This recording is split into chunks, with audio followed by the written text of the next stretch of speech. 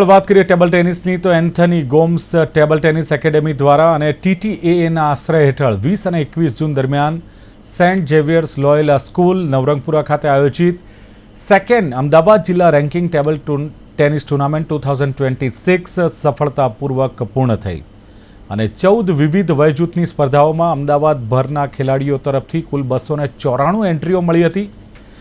Senior પુરુષ સિંગલ્સમાં top seed ધૈર્ય પરમારે સોહમ ભટ્ટાચાર્યને 4-1થી હરાવી પોતાનો ખિતાબ જાળવી રાખ્યો હતો।